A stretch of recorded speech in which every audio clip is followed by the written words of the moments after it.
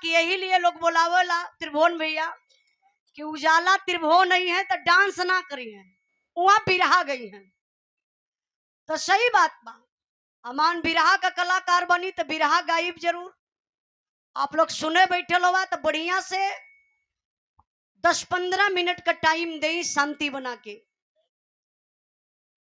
बाबूजी गया गईलन, चारों धाम घूम के अइलन, अपने दरवाजे पर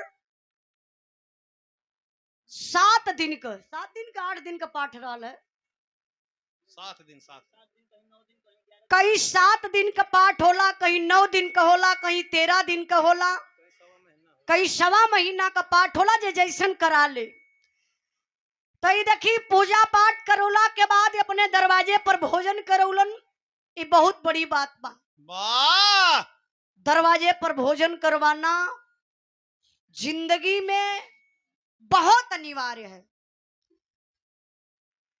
आप लोगन से हम कहत बनी कि कभी भी मौका मिले, हाँ तो ड्रम पानी भर के सबकर हाथ धोवा दा।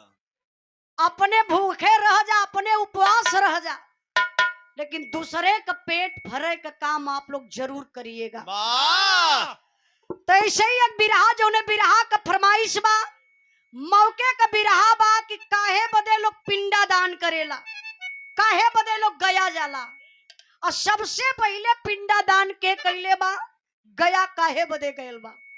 आइए इस बिरहा के माध्यम से मैं आप लोगों को बताना चाहती हूँ। आइए मास्टर साहब।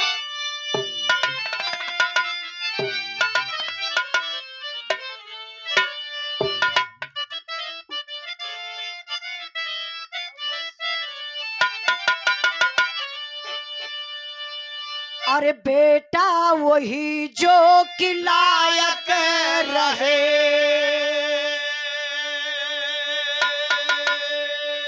माता पिता की करे नित्य पूजा,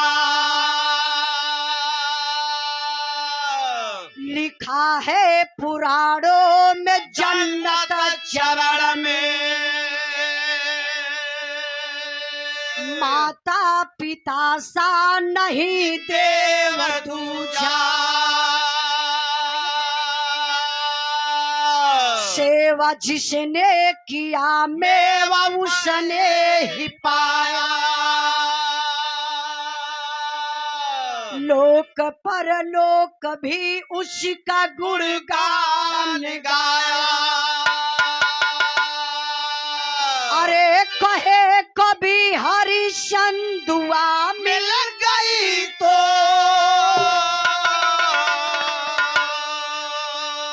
जन्म जन्मों के बंधन से मुक्ति को पाया।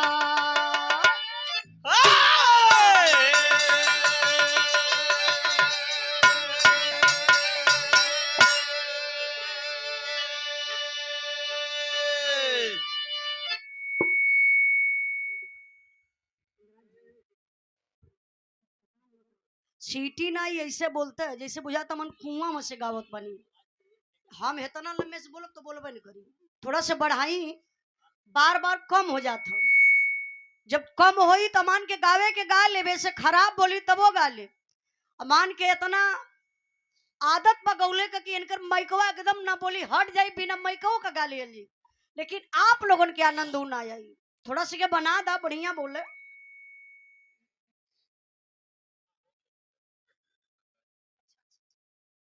दिलीप यादव लोकगीत बिरहा के गायक कलाकार हैं, बड़े अच्छे कलाकार हैं।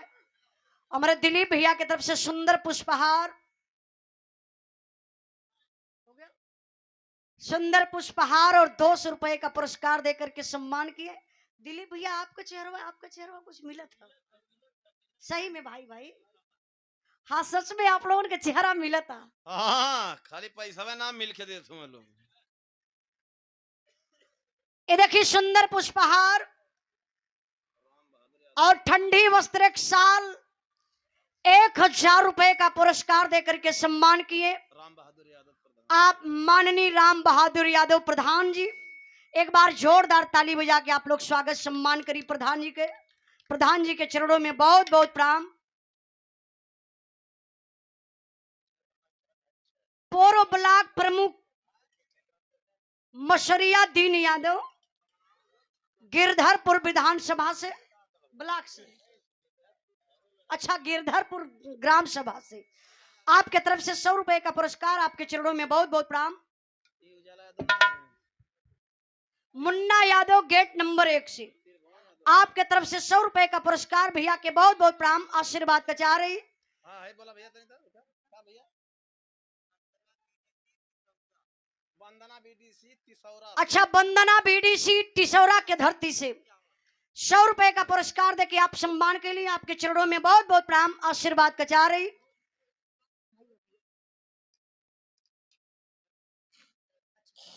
ओम प्रकाश यादव अध्यक्ष दैलापुर के धरती से सुंदर पुष्पहार और 200 रुपए का पुरस्कार देकर के आप सम्मान किए, आपके चरणों में बहुत बहुत प्रणाम, आशीर्वाद का चाह रही।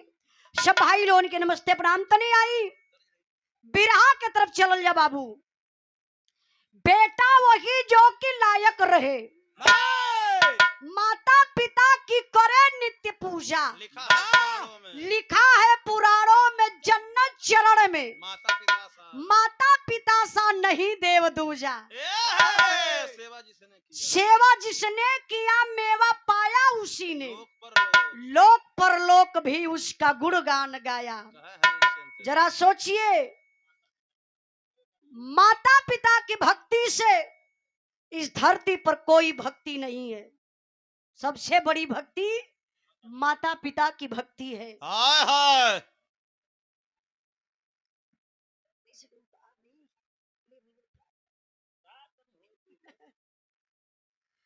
हमारे बड़े भैया गोलू क्रेन सर्विस, गोलू भैया की तरफ से 50 रुपए का पुरस्कार, बहुत बहुत प्रणाम, आशीर्वाद का चाह रही।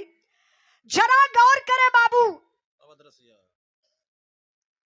माई बाप के बारे में बतौली, आपके दुनिया का सारी भक्ति आप लोग कैली हल जा, जब तक आप अपने माता पिता को खुश नहीं करेंगे तब तक वो कोई धरती का देवी देवता आपकी मदद, आपकी सुनने के लिए वो तैयार नहीं रहेंगे। इसलिए माता पिता को मानिए, माता पिता का कदर करिए। एक बार की बात है, कहानी यहीं से शुरू हो गई। एक बार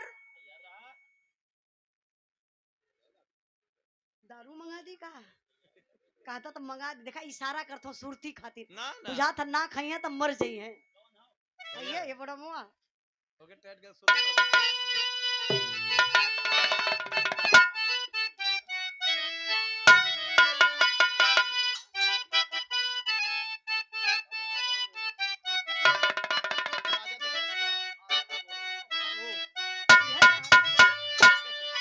कहानी पर आप लोग ध्यान दें, कहानी हमारे ऐसे शुरू हो गई बा।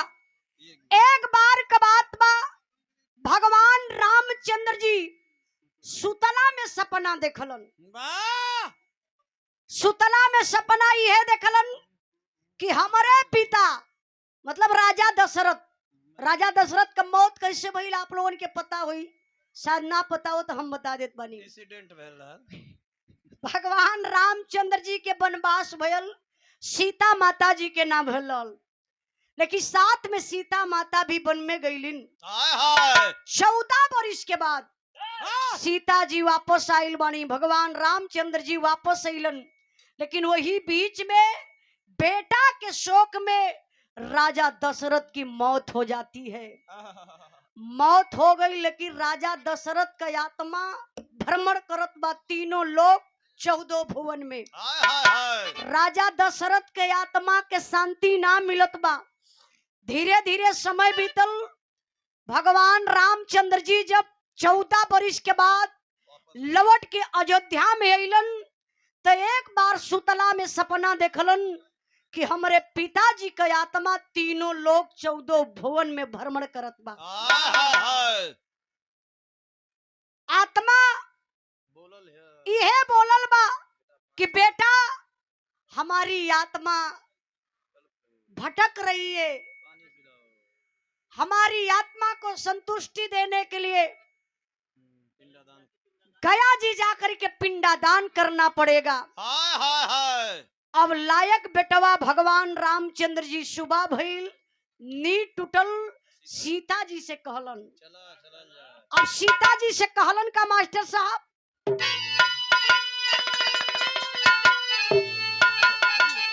बजा के नीचे से नीचे से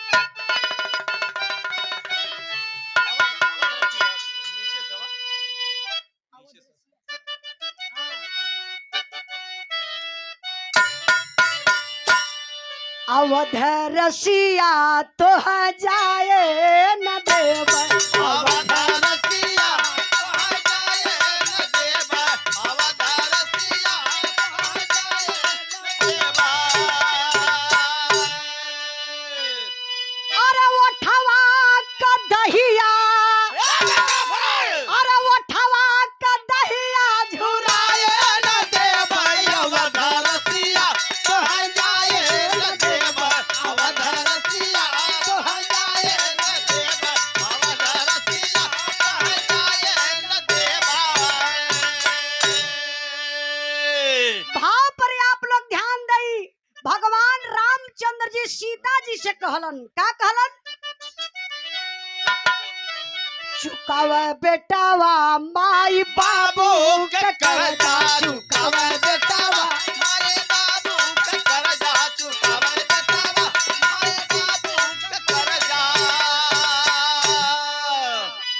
अरे होला भगवान से भी अरे होला भगवान से भी ऊंचा जकर कर्जा चुकाव बेटावा माई बाबू के कर्जा चुकाव चुकावे बेटावा मारे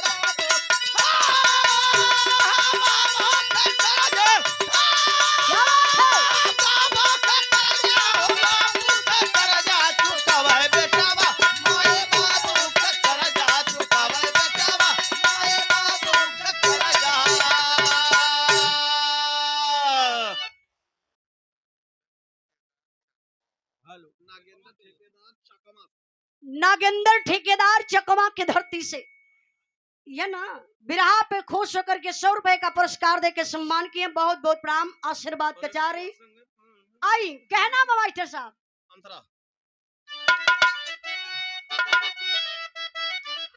अरे सीता के संगे पयान प्रभु कैल अब फल्गु नदी के किनारवा पे अइला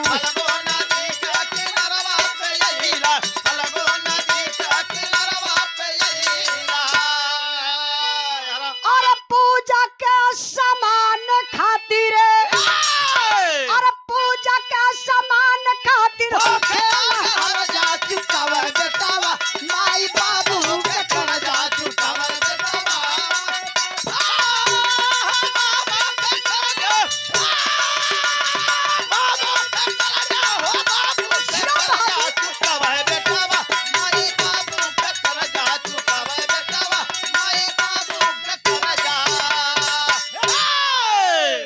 भगवान रामचंद्र जी सीता मैया सही है कॉलन सलीम मिस्त्री यादव चौराहा से 51 रुपए का पुरस्कार देके आप सम्मान के लिए आपके चरणों में बहुत बहुत प्रणाम। बिरहा पर ध्यान दें बाबू। भगवान रामचंद्र जी सीता जी से कहलन कि देखा हम रात में सपना देखली है हमारे पिताजी का आत्मा 14 तीनों लोग 14 भुवन में ही भ्रमण करत बा। बाबूजी का आत्मा एगो बात भी कहलस है कि बेटा फाल्गु नदी के किनारे जाए के पिंडा दान कर देबा तो हमारे आत्मा के शांति भेटा जाई, हमें स्वर्ग प्राप्त हो जाई। इतनी बतिया जब सीता जी सुन ली तैयार हो गई। कहली पति देव जब बाबूजी का आत्मा तीनों लोग 14 भुवन में भ्रमण करत बा उनके आत्मा के आज तक शांति ना मिलल तो हमार और तोहार फर्ज बनेला चल के पिंडा दान कैली हल जा। भगवान रामचंद्र जी सीता मैया फाल्गु नदी के किनारे, फाल्गु नदी बिहार गया में पड़ेली। वहाँ मन लोग बिरहा भी गौले बानी, कई बार गौले हैं। बहुत बढ़िया दंगल वहाँ होला। तो फाल्गु नदी के किनारे बिहार में सीता जी भगवान रामचंद्र जी पहुंचल हमें। अब भगवान रामचंद्र जी सीता जी से कहलन कि एक काम करा, तू यही जा बैठा इंतजार करा, हम जात बानी कुछ पूजा का सामग्री लेके आईला। बाबा भगवान रामचंद्र जी गए हुआ पूजा का सामग्री लेवे बदे बाबू। यार धीरे धीरे समय बीतल, तबले तो गजब हो गया। हाय हाय हाय। अच्छा गजब का हो था, तर्ज बदल गई। सत्यनारायण एडवोकेट साहब तिसौरा के धरती से 50 रुपए का पुरस्कार देके सम्मान किए। बहुत बहुत प्रणाम, आशीर्वाद का चाह रही। आई कहना बा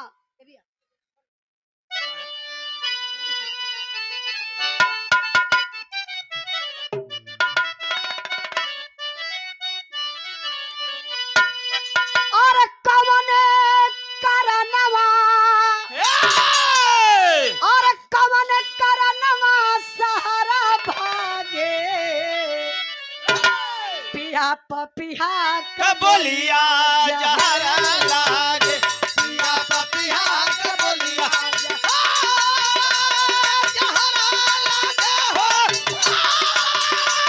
जहरा लागे हो, जहरा लागे, पिया पपिया कबोलिया जहरा लागे, पिया पपिया कबोलिया जहरा लागा। यार केहू बोलल बता बोले, अरे केहू बोलल बता बोले, ठिठुकी गईली सिया सुन के आवाजिया चिहुकी गईली। सिया सुन के आवाजिया चहके गले हो, चहके गली हो, चिहुकी गईली, सिया सुन के आवाजिया चिहुकी गईली, सिया सुन के आवाजिया चिहुकी गईली।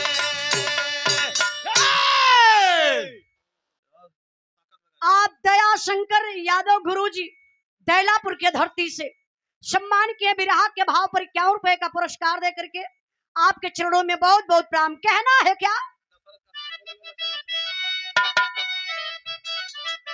अरे दशरथ का आत्मा बोलल बा बचनिया, अब भूख लगल बेटी कराय दा भोजनिया। भूख लगल बेटी कराई दा भोजनिया, भूख लगल बेटी कराई दा भोजनिया। और शंका जानकी के दिलवा, और शंका जानकी के दिलवा में ढुकी गईली, सिया सुन के आवाजिया चिहुकी गईली, सिया सुन के आवाजिया चहके गले हो, चहके गली हो, चिहुकी गईली, सिया सुन के आवाजिया चिहुकी गईली, सिया सुन के आवाजिया चिहुकी गईली। अच्छा तो सीता मैया फाल्गु नदी के किनारे बैठल बानी। भगवान रामचंद्र जी गल हुआ पूजा का सामग्री लेवे बदे। तब ले एक आवाज आई, अरे बेटा सीते, समय निकलती जा रही है। समय निकलने के बाद पिंडादान करने का मतलब कुछ नहीं होगा, फिर हमारी आत्मा तीनों लोग 14 भुवन में भटकती रह जाएगी। बेटा जल्दी से पिंडादान करो। 1 मिनट तनी बोल ली। हरिश्चंद्र पाल प्रमुख पद के उम्मीदवार हैं। अच्छा अच्छा, प्रमुख पद के उम्मीदवार हैं हरिश्चंद्र भैया के तरफ से गड़ौर के धरती से 200 रुपए का पुरस्कार। बहुत बहुत आपके चरणों में प्रणाम। माता रानी विजय का ताज आपके सर पे लहरावे। पप्पू ऑटो पार्ट 200 रुपए का पुरस्कार फूलपुर के धरती से आपके चरणों में बहुत बहुत प्रणाम, आशीर्वाद का चाह रही। तनी बिरहा पर ध्यान दें बाबू। आवाज आई कि सीता जी मुहूर्त निकल रही है, समय खत्म हो रही है, पिंडादान का समय खत्म हो रही है। फिर पिंडादान दान करने से कुछ मतलब नहीं निकलेगा, हाय हाय हाय बेटा जल्दी से पिंडा दान करो। सीता जी हर बार देखा लगली कि अरे ये आवाज कहाँ से आवत बा, अगल बगल कोई है ही नहीं, हम कैसे पिंडा दान करी। हथवा जोड़ के सीता जी कहली कि कैसे पिंडदान, पिताजी अभी पति देवगल हुआ पूजा का सामग्री लेवे बदे, हमरे हाथ में कुछ बा ना पूजा का सामग्री, आखिरकार हम पिंडा दान करी कैसे, हाय हाय बिना सामग्री का पिंडा दान कैसे हो सकेला। फिर राजा दशरथ का आत्मा बोलल, आकाशवाणी हुई, बेटा बगल में देखो एक हाथ है, नदी में जाओगे, अब फाल्गु नदी में जाओ, वहां से बालू निकाल लो, पिंडी बना लो, अब बालू का पिंडी बना करके उसी हाथ पर रख दो, पिंडा दान हो जाएगा। वाह एक फाल्गु नदी में ऐसे हाथ निकल रहल, सीता मैया गईली, वही बालू का पिंडी बनाए के यही हथवा पे रख दली, गायब, और तब तक बाबू हाथ भी गायब, वहां का सब निशान भी गायब, फिर दोबारा आवाज ना आई। वाह धीरे धीरे समय बीतल, पिंडदान कराओगे, अब भगवान रामचंद्र जी सामान लेके आ गईलन, सीता जी से कहे लगलन, का कहला मास्टर साहब, विजय यादव बहुत बहुत धन्यवाद, पुरस्कार देके सम्मान कैलन।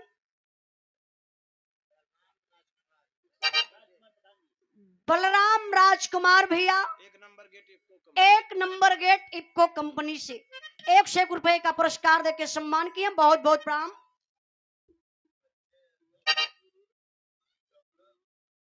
बच्चा यादव टिसौरा के धरती से 101 रुपए का पुरस्कार देकर के सम्मान किए, बहुत बहुत प्रणाम, आशीर्वाद कचारी। कहना है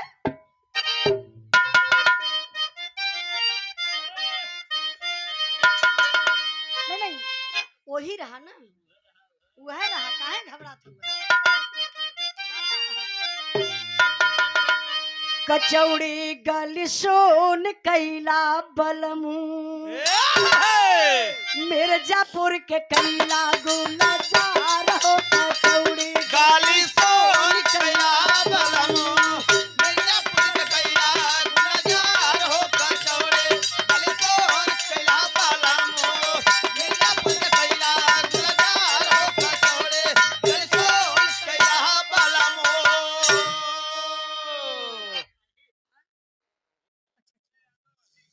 बच्चा यादव अहीर टिसौरा के धरती से 101 रुपए का पुरस्कार देके सम्मान के लिए भैया के बहुत बहुत प्रणाम। कहना है क्या, सिया से देखिए भगवान रामचंद्र जी सीता जी से कहलन, राम प्रताप यादव डगई के धरती से 100 रुपए का पुरस्कार देके सम्मान के लिए बहुत बहुत प्रणाम। आई मास्टर साहब,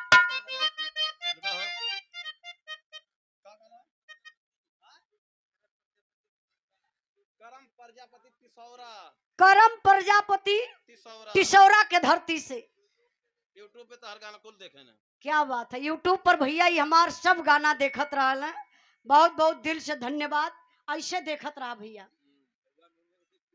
हरिओम यादव प्रधानाचार्य प्रेमा देवी स्मारक इंटर कॉलेज पतुल्की के धरती से 100 रुपए का पुरस्कार देके सम्मान केलन।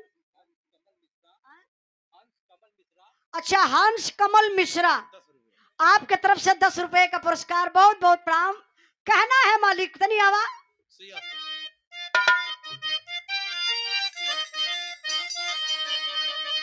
सिया से श्री राम कहे बतिया, बाबू का करब पिंडा दान हो, सिया से श्री राम कहे बतिया, के करावा पिंडदान हो,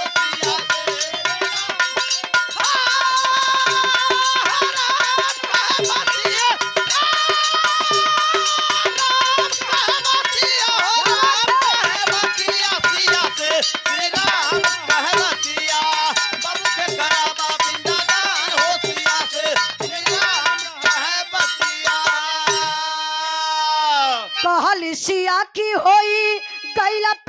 दानवा कहली सिया जी होई गल पिंड दानवा कहली सिया जी होई गल पिंड दानवा कह रघुराई बोला के करे समानवा सिया से श्री राम कहे बतिया पंडित पीपल गाय नदी मान हो हो सिया से श्री राम कहे बतिया बतिया गाय नदी मान हो सिया से श्री राम कहे बतिया बतिया गाय नदी मान हो सिया से श्री राम कहे बतिया भगवान रामचंद्र जी अइलन पूजा का सामग्री लेके सीता जी से कहले कि चला बाबूजी का पिंडा दान कर दिहल जा। वाह सीता जी कहली अरे प्रभु जी बाबूजी का पिंडा दान तो हम कह देली समय निकलत रहले ए लिए हम पिंडा दान कह देली। भगवान रामचंद्र जी कहला अरे अपन संभाल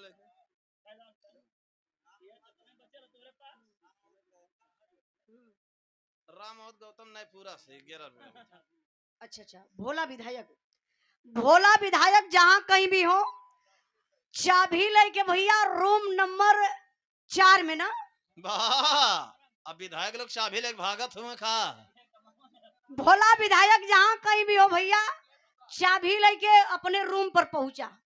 ये आवश्यक सूचना भी रहा में रहल है। रामोद बाबूजी के तरफ से पुरस्कार गौतम का नयपुरा के धरती से बहुत बहुत प्रणाम आशीर्वाद कचा रही। राम मूर्त यादव सराय अब्दुल अली से राम मूर्त चाचा जी की तरफ से सरैया के धरती से 51 रुपए का पुरस्कार। राज बहादुर यादव बनहटी के धरती से कमेटी की तरफ से अच्छा कन्हटी ना भैया कन्हटी के धरती से 100 रुपए का पुरस्कार भैया के बहुत बहुत प्रणाम। अरे बोलवा द का लिखत है कबले लिखवा तो बोल दी भाई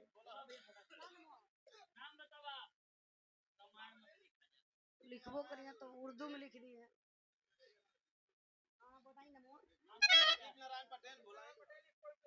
आप दीप नारायण पटेल इफ्को कंपनी के कार्यरत एम्प्लॉइज बड़े भैया जी की तरफ से 151 रुपए का पुरस्कार आपके चरणों में बहुत बहुत प्रणाम आशीर्वाद कचा रही।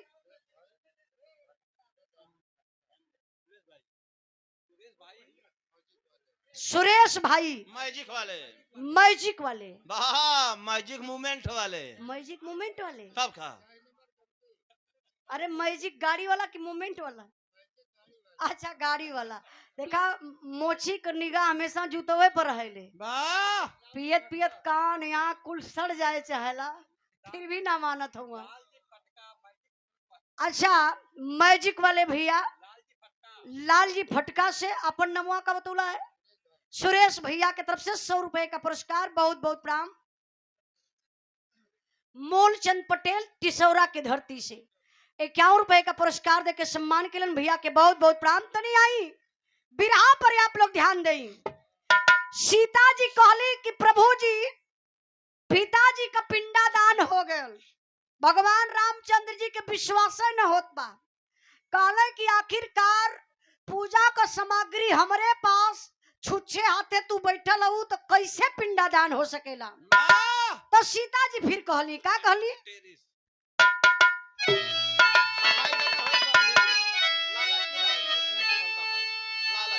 अरे हसाई जगह में होई सब दिन लालच की लालच नहीं सफलता पाई।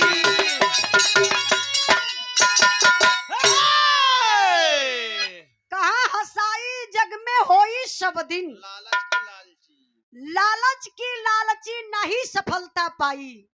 दुनिया में कहल जाला बाबू लालच बुरा चीज बा चाहे कौनो चीज का लालच हो। अब सीता जी बतावत काही भगवान रामचंद्र जी से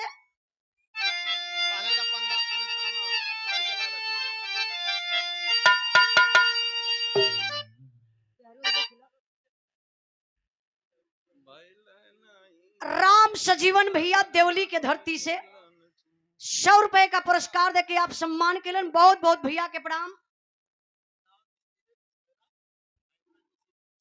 आप गुलाब मिस्त्री टिसौरा से हाइड्रा जेसीबी के आप मिस्त्री हैं, 51 रुपए का पुरस्कार देके सम्मान किलन। और गोलू क्रेन सर्विस 51 रुपए का पुरस्कार देके सम्मान किलन। भैया के बहुत बहुत प्रणाम।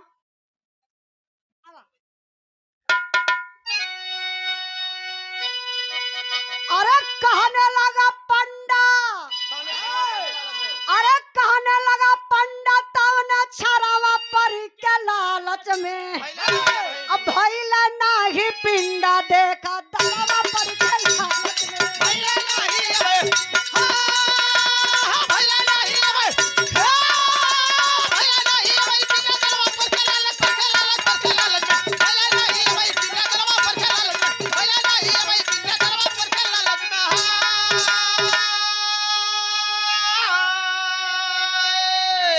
सीता जी कहली कि पति जे माना हम पिंडा दान कैली पिताजी का। प्रभु भगवान रामचंद्र जी सवाल पर सवाल करे लगलन, आखिरकार तू कैसे पिंडा दान कैलू, कहाँ कैलू। सीता जी कहली कि पति देव हम जब पिंडा दान कैली तो एक आवाज आई पिताजी का कि बेटा पिंडा दान के समय निकल रही है, मुहूर्त खत्म हो जाएगी तो पिंडा दान करने का मतलब नहीं निकलेगा। हम यार वार देखली तो हमारे बगलिए में गो हाथ रहल, आवाज आई कि उसी हाथ पर बालू का पिंडा बना के पिंडी बना के वही हथवा पे रख दा पिंड। आप यशवंत प्रधान सराय अब्दुल मलिक के धरती से पूर्व प्रमुख मसूरिया डी के धरती से, अच्छा मसूरिया दीन इनका नाम बा, हम कहीं डीह लिखले है भैया, ऐसा लिखले है। आप पूर्व प्रमुख मसूरिया दीन महासचिव जिला समाजवादी पार्टी महाबली, हाँ पूर्व ब्लॉक प्रमुख लिखले हो, लेकिन नमो कहे मसूरिया दीन लिखले है यार। वह नमवा तनी चेंज लिखे चाहता। अरे पहले कैसे नमवा हो? पहले के नाम में आज के नाम में बड़ा अंतर है। अब देखा मसूरिया दीन, मसूरी दिन रालो तब वो ठीक है। मसूरिया मैंने हमके लगा था रे पुकार दे था रे, जैसे ललचनवा रे मंगलवा रे। हाँ देखिए पूर्व प्रमुख मसूरिया दीन महासचिव जिला आप समाजवादी पार्टी से महाबली यादव जी, आपके तरफ से ही अच्छा 3 जने का पुरस्कार बा, 300 रुपए का पुरस्कार, 100 रुपए का पुरस्कार। बहुत बहुत प्रणाम, आशीर्वाद कचा रही।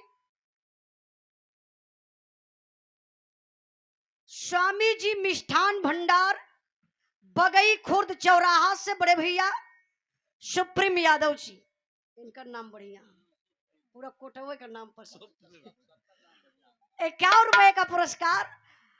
मसूरिया दिन भैया आप बुरा मत मनिया, आपका भी नाम बढ़िया बा, जहाँ कहीं भी हुई है प्रमुख जी।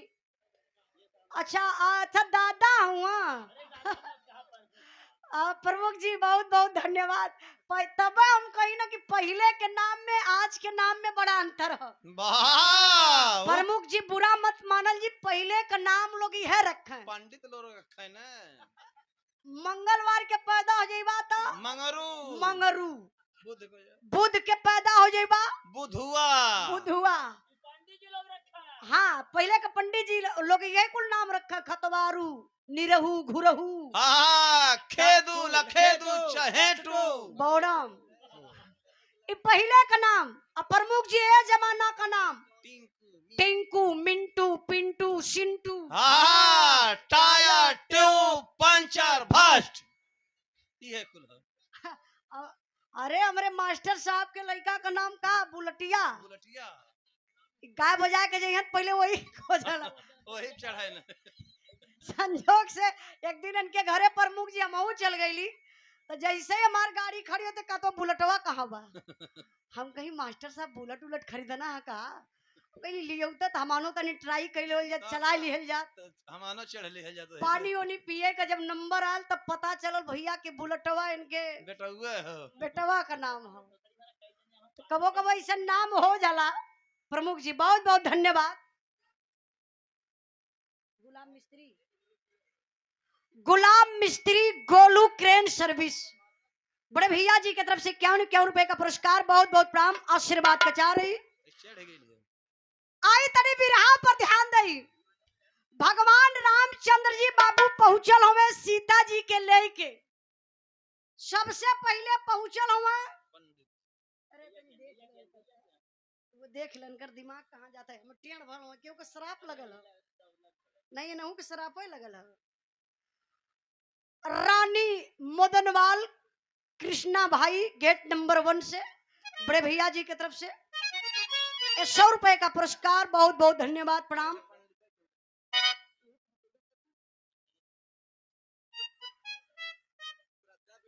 श्रद्धा ब्यूटी पार्लर जौनपुर, बड़ा दूर से भैया।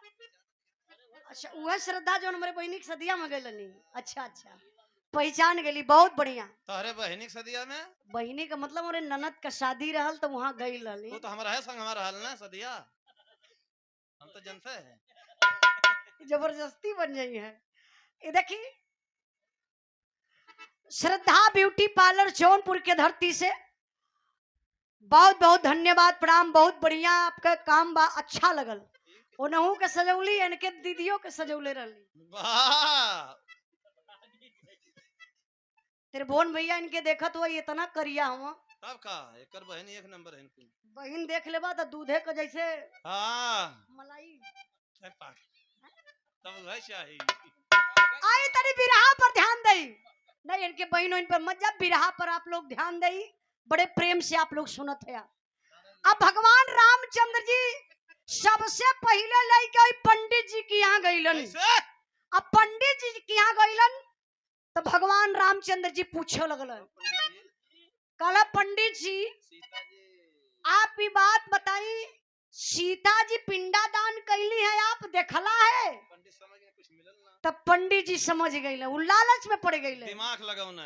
पंडित जी सोचल कि सीता जी पिंडा दान कैली, खाली बालू का पिंडी बनाए के पिंडा दान कर दहली, कुछ तहमान के दक्षिणा में मिलल ना। झूठ बोल दे भगवान रामचंद्र जी फिर से पिंडा दान करी है तो हमान के कुछ दान दक्षिणा मिल जाई। अब पंडित जी झूठ गवाही करत हुआ, कैसे गवाही कैलन?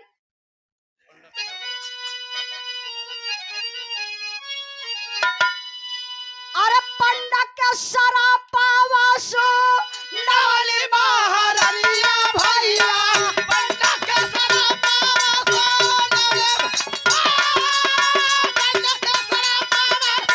नवली महारानिया भैया कहता लो कमाई बा पूरा होई नाना दान,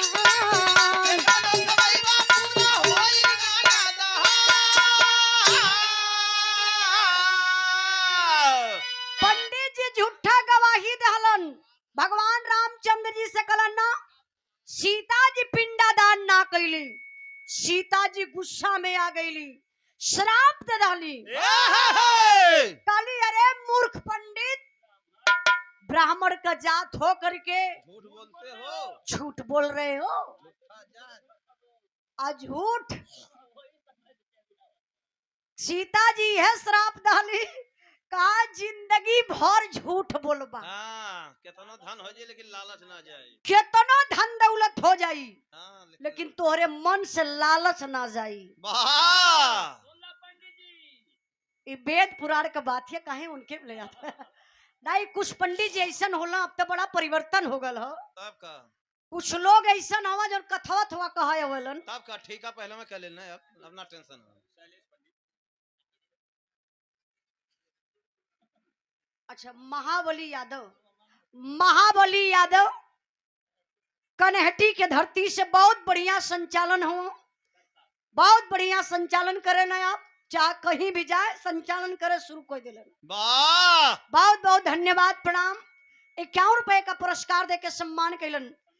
तो सीता जी पंडित जी के श्राप डाली, काली जिंदगी भर कमैबा पंडित जी, पूरा ना करू लेकिन तोहर सपना पूरा ना होई, लालच में रहो। तोहरे मन से लालच ना जाई। और सही बात है, आप लोग बुरा मत मानिए, जो पंडित बिरादरी से होई, पंडित जात से होई, जब पंडित जी लोग बियाहवा करावल ना तो एक का मंत्र पढ़िए, हाँ 101 रुपया रखा, 105 रुपया रखा, कहीं ओम नमो। नमः गणपते स्वाहा। ये कैसे या तो पॉइंट पीछे बिगड़ा था। अच्छा, पंडित जी कथवा कहवले के बाद 1000-2000 बना ली है, और जब घरे जाए लगी है पैरवा छुआ तो कहीं बच्चा आनंद रहा। आनंद रहा, कुछ बच्चा और दिया तब न चलब। इतना पौले के बाद फिर भी पंडित जी का लालच ना जाए। अब देखी सीता जी का श्राप दे के सीता जी श्राप आगे गईलिन, भगवान रामचंद्र जी लेके चलत हम वही नदी के नदी के किनारे, और नदिया से पूछलन, सीता जी पिंड भगवान रामचंद्र जी सवाल कैला प्रमुख जी, और नदिया से पूछत हुए कि सीता जी पिंडा दान कैली है, आप देखलू है? कलन है तो नदिया, नदी का मतलब आवाज तो आई ना, लेकिन एक आवाज आई, आकाशवाणी हुई कि नहीं, हम नहीं देखे, सीता जी पिंडा दान ना कैली। हमको संसार सुनो। अरे बाप रे बप्पा, सीता जी गुस्सा में लाल और नदिया के शराब दे दहली। कैसे अब वो नदी के शराब का मिलन मास्टर साहब, नदिया साले हरदम रहबो सुखाई पापी। अरे नदिया से कहली हरदम रहबो सुखाई पापी।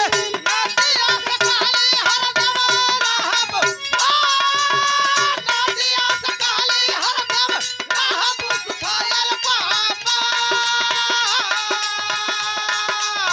भक्त पानी पई है देखा बालुआ के चाह। भक्त पानी पइया देखा बालुआ के कहार। सीता जी वही नदिया के श्राप दोली, जो फाल्गु नदी बा, काली जा कितना बरसात होई। केतनो बारिश होई, केतनो बाढ़ आ जाई, लेकिन जिंदगी भर तू सुखैली रहबू। वाह पनिया ना पैबू कबू। अच्छा, पानी अइबो करी तो फिर पानी कहाँ चल जाई पते ना चली। जे भाई फाल्गु नदी गया जी जात होई पिंडा दान करे बदे, आप लोग उनसे जरूर पूछल जाई। जब भी वहां से लोग पानी लिए वाला, बालू लिए वाला, पूजा में वो काम आवेला, तो बालू के टार के तो लोग पानी निकालला, वही पानी के लेके घरे आवेला। सीता जी के श्राप से फाल्गु नदी हमेशा सुखाई रहेली। पानी भी आई बारिश में, कहां से आई फिर कहां चल जाई ये पता ना चली। यशवंत यादव नईपुरा के धरती से 51 रुपए का पुरस्कार देके सम्मान के लिए भैया के बहुत बहुत प्रणाम। अब भगवान रामचंद्र जी यहाँ से गईले गैया के पास, कहला गैया तो सही बोली। जब गैया के पास भगवान गईले तो पूछल, कहला सीता जी पिंडा दान कैली है देखलू है? तो गैया भी मुड़ी हिलौले, कहला ना, सीता जी पिंडा दान ना कैली। गुस्सा में लाल सीता जी वो गैया के श्राप दहली। अच्छा, गैया के श्राप का दली मास्टर साहब, अरे गैया से कहले बिष्टा खैबो दुनिया में सुनिया। गैया से काले बिष्टा खैबो, गैया से काले बिष्टा खैबो दुनिया में सुनिला। झूठा वाक्य बोल हमर कैलू अपमान। झूठावा के बोल हमर कैलू अपमान।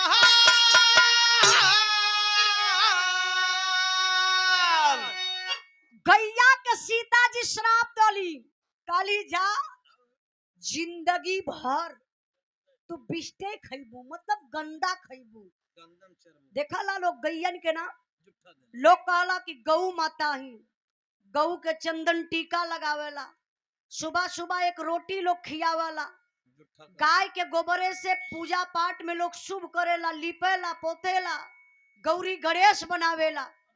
लेकिन वही गैया के पूजा ना हो दुनिया। कहा कि गैया के श्राप दली कि तोहरे गोबरे तक का पूजा हो जाई, लेकिन तू जिंदगी भर गंदे खैबू। अच्छा, गंदा का मतलब जहाँ आदमी लैट्रिन कैले बा वहू घास बढ़िया जाम गई, एकदम हरियर जगह में एक नंबर। आ हरियर बढ़िया दूब बा वही पे जाके खा ले, वही के चर ले, जहाँ जुट्ठा फेंकल वहाँ जहाँ जुट्ठा फेंकल वही जुट्ठे के खा ले। जब गौ माता गऊ के लोग पूजत है तो बढ़िया भोजन बनाए के देवे के चाहिए, गद्दा बिछावे के चाहिए, बढ़िया व्यवस्था वीआईपी करे के चाहिए कि गौ माता ही। तब का गड़वा बांध के दूधवा दूह लेने सब। हाँ, अरे ये सरकार में आप लोग देखी ना, गाय को बहुत दुर्दशा बा। तब का साढ़ सयाना न होवे देखो। उदय नारायण यादव कवि जी, आपके तरफ से 100 रुपए का पुरस्कार, आपके चरणों में बहुत बहुत प्रणाम, आशीर्वाद बनल रहे। तो देखिए आज भी हो चाहे पहले भी हो, गैया का पूजा लोग करेला, लेकिन गैया के वीआईपी व्यवस्था केहू ना देला और ना बढ़िया से उनके बनाए के भोजन देला। जब देबा तो वह घसिए फूस देबा, झूठे का रात भर का जुठान वही में रही, गैया के ले जाके खबर देबा कि गैया के खबर दा बढ़िया दूध दे। तब का इस सीता जी के श्राप से अब देखिए भगवान रामचंद्र जी आगे गईलन वही पीपल के पेड़ के पास। तो जब गईला वहां तो पीपल से पूछे लगल कि आप पीपल देवता हैं? सही बताया, सीता जी पिंडादान कैली है कि ना? तो पीपल खखाई के हंसला, ई तीनों झूठ बोलत। कहला हमसे का मतलब, हम काहे लालच करी, हम झूठ काहे बोली, हम बोलब सही चाहे जवन कुछ भी हो जा। पीपल देवता कहले कि प्रभु जी सीता मैया पिंडा दान कैली है, हमान चारों लोगन के साक्षी मान के। सब झूठ बोलत। पंडित जी भी झूठ बोलना है आपसे, नदिया भी झूठ बोललस, गैया भी झूठ बोललस, लेकिन हम झूठ ना बोलब। तब भगवान रामचंद्र जी सीता मैया बाबू खुश हो गईली, और जब खुश हो गईली सीता जी तो आशीर्वाद दहली वही पीपल देवता के, पीपल के पेड़ के आशीर्वाद का दहली।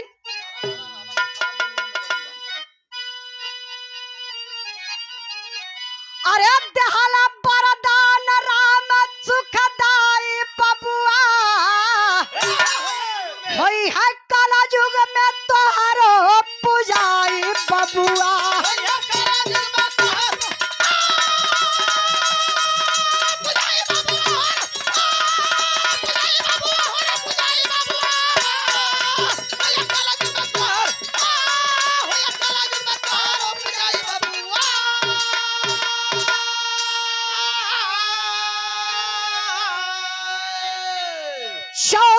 करोड़ देवता करी है तुहरा पे बास हो, रहब हम साक्षात हरदम विष्णु रूपवा में खास हो। अरे लगा के फेरा, अरे लगा के फेरा सकल पाप कट जाए बबुआ, होई है काला युग में तोहर हो पुजाई बबुआ।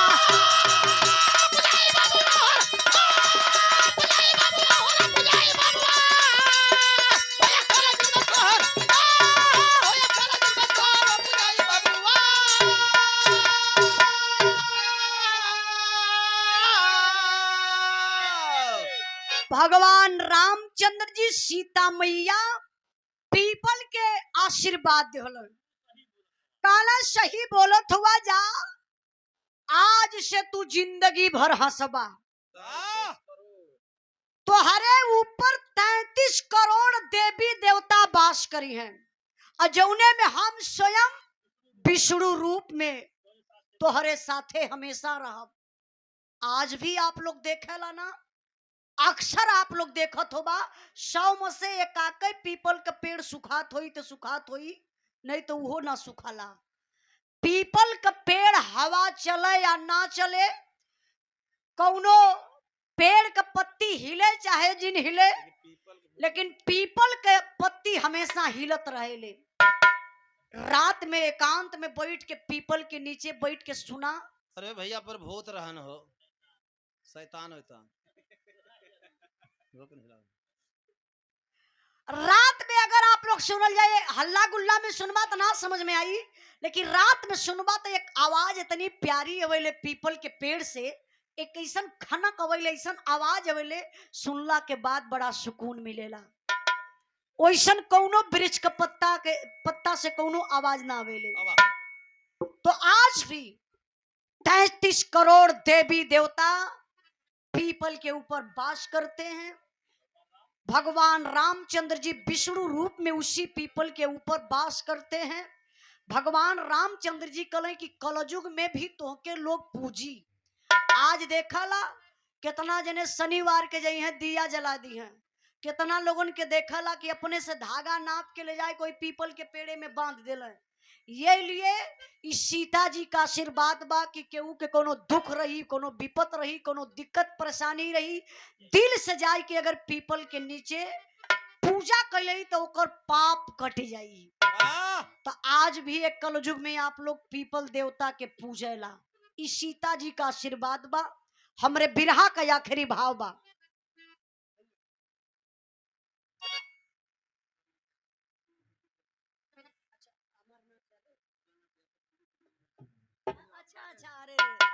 अच्छा भोलानाथ यादव बाबूजी आप, अच्छा भोलानाथ यादव बंदी पट्टी बिरहा के होली मिलन समारोह बिरहा कमेटी के अध्यक्ष हैं हमारे चाचा जी।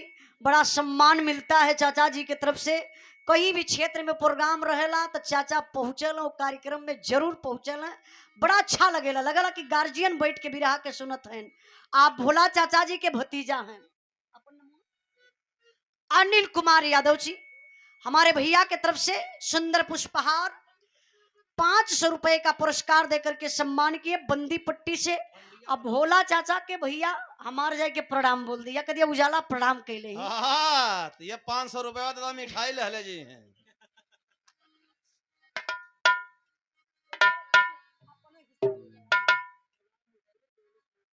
अच्छा गुलाब मिस्त्री गोलू क्रेन सर्विस बड़े भैया जी की तरफ से 100 रुपए का पुरस्कार, बहुत बहुत प्रणाम आशीर्वाद के चाह रही। बिरहा का आखिरी लाइन आखिरी भाव बा। बहुत बहुत धन्यवाद प्रमुख जी, आप बैठल नहीं, बहुत अच्छा लगल। आई कहना बा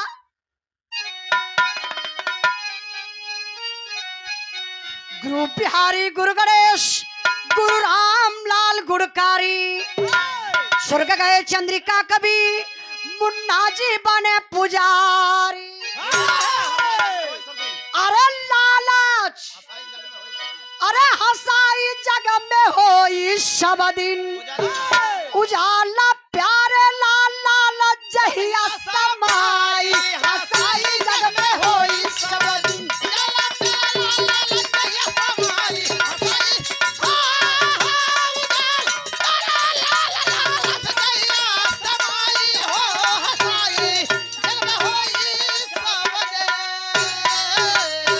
बहुत बहुत धन्यवाद।